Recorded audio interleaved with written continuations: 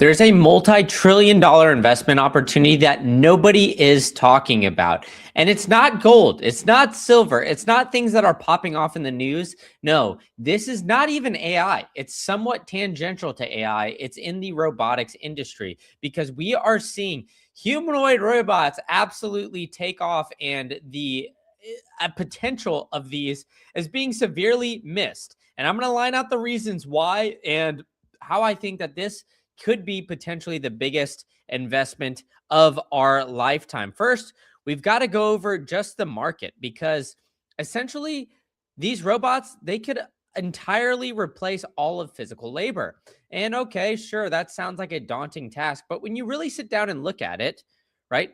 Physical labor is 50 to 60% of our entire US GDP. That includes construction, it includes cleaning, it even includes some nominal tasks like walking dogs. Now, I'm not saying that we need to get everybody on a robot standard, so to speak, where everybody is just utilizing robots, but the opportunity of potentially doing this is, I think, extremely huge for people that get into this very early. Because if you look at it, AI adoption has essentially a major data collection bottleneck because it is intaking so much data. So now think of when these robots are in your house, they're cleaning, they see your drinking habits, they see whatever you're doing, they're making you food, they're doing all of these different things. They're just inputting and processing all of this data constantly. Now, robots are going to have a difficult time, obviously, storing a lot of that data, and that's a hurdle to solve for in the future. But while they're processing all of this data, they'll essentially probably be connected to the internet, which would then allow them to share this information and just let these robots grow and move very quickly. So this would have something where we would see AI potentially start to scale very quickly because AI then would be now being fed in by robots who are doing manual labor, who are then working and utilizing a bunch of different tools all the time. So then not only is AI becoming more efficient, they are figuring out ways to if be more efficient with manual labor as well. So things can go faster, home building, all of these different things that usually take some times for humans to build, a lot of manual labor, a lot of extensive cost, can now get those costs cut pretty drastically right away. So this is something where we'll potentially see them build out, and then humans will have the ability to do high leverage tasks. So parlaying that from the AI scalability, we're already starting to see this in China's economy, and it's remaking their economy.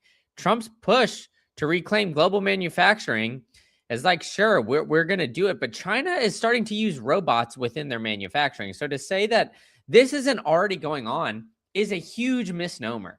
And a big reason why China has been able to beat United States in manufacturing is just because of their access to cheap labor. Now, what's cheaper than buying a robot for a one-time purchase? Sure, that might be, some initial upfront cost, but following that, no cost whatsoever, just maintenance on that robot as long as it can continue to manufacture whatever said good is needed. So I think the robotics industry is heavily undermined, and Sam Altman and Elon and all of these guys keep saying that AI and robotics is going to take over, and it's for a reason. I mean, we're starting to see China's robot usage increasing, making it the world's largest market for industrial robots. It's driven by government investment. It's not driven by these tech nerds or anything else. No, no, no. The Chinese government is looking at this, right? So governments are investing in it. They're seeing labor costs go up and labor shortages. So they're getting robots and they're training them to be more skilled workers. And on top of it, right, there's all of these different AI agents at play here, right? So when you have a robot, obviously it's using and compiling all of this data and creating essentially this artificial intelligence model. Now, when we take this a step further, right, The biggest boom and bust cycles are from the tech sector. People are saying AI could potentially be in a bubble. Well, if 50 to 60% of the United States GDP is forced by labor, and we can cut that in half, or we can continue to take into that market share simply by investing in robotics, then this is a massive, massive investment opportunity because it doesn't seem like there's very many companies going in on it. Now, you need to get the United States people very comfortable with this thing. And I don't think that everybody's going to be comfortable with having one of these robots in their house cleaning or, cooking for them or doing all these other things. I mean, I think at the end of the day, when you really start to look at, these robots and Amazon Alexas and, the iPhones, the MacBooks, everything like that, when you start to break that down, people are still very wary of having other things listen to them. And, maybe rightfully so. But I think at the end of the day, this robotics trend is coming whether we like it or not. And China is going to be leading the way in all of this. And they're seeing, generating next level efficiencies in the next generation with AI. I mean, they're utilizing AI essentially to create AI agents that are hyper focused on a specific task and super efficient on that said task. So they're creating essentially a Superman in a sense, or a woman, super robot for a specific task that becomes the best at that said task. Then, you can create the best chef in the world or something like that through these robots. So all of this human labor that we currently have, 50 to 60% of the GDP, will be eventually taken over by robots. And I think that with the combination of AI and, the digital age, the digital currencies that we've got going on, I mean, it's all screaming towards something like this as a future.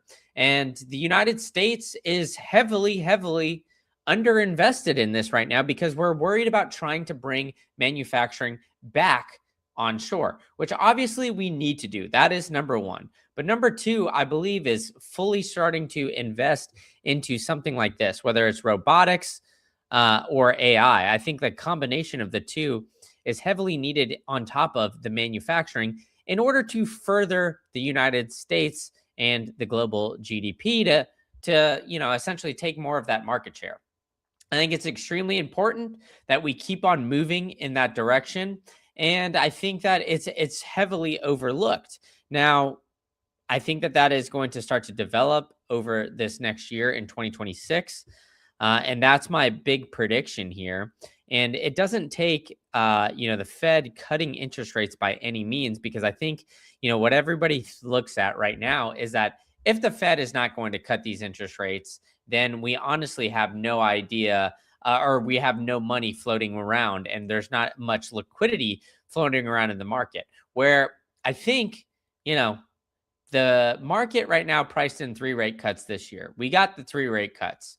The market didn't really price in too many rate cuts until next year. And I think everybody's just waiting until the next Fed chair comes in and essentially starts cutting interest rates, because we know Trump is going to want that near zero rate. So until we get that guy in, or girl, it seems like it's going to be one of Trump's guys, former Coinbase guy, who's going to lower the interest rates to about zero. But either way, like I said, until we have that person in, Powell is still in charge, and he's going to keep interest rates pretty high. So I think that this is what this chart is showing us here, that, hey, even with all of this, right, we still got inflation running hot. We got the dollar having the worst year since 2017. It's actually having a decent little day today, up 0.21%. But, I think when you really zoom out and you see how the S&P 500 and you see how assets have been behaved as we close the day here just under that 6,900, assets are essentially in a bubble. We're seeing money getting poured into the Mag 7. All of these Mag 7 companies have some sort of AI aspect to them. And I think when we keep getting deeper into 2026, we're going to see more AI companies. I mean, everybody is screaming for some sort of bubble, but I think AI is a truly deflationary technology. It is the one technology that we have invented that hopefully humans won't mess up where we can, utilize that to make things cheaper and more efficient. Because right now, as we've used technology, we've printed money at a rate that's faster than our efficiency increasing. And so what does that create? That creates massive amounts of inflation, that creates poverty, that creates unemployment, that it creates all the negative things that we see when we have the massive amounts of money printing, when the efficiency does not increase faster than the amount of money circulating. So I believe AI has a chance to do that. Now, will regulators actually embrace this? Will we see robotics become the forefront of 2026? I think so. I think we're going to start to see stuff like this pop up. I mean, when you look at the just how much of the physical labor in GDP right now, I think, we could definitely start to see robotics take over. We got one of you guys in the chat. I appreciate you. Make sure you guys are smoking that like and subscribe for me. We've got 430 of you guys subscribed, but still over 90% of you guys that watch this channel are not. So please subscribe for me. Tell a friend to tell a friend. I'm going to be dropping some great videos for you, and I'll catch you all at the next one.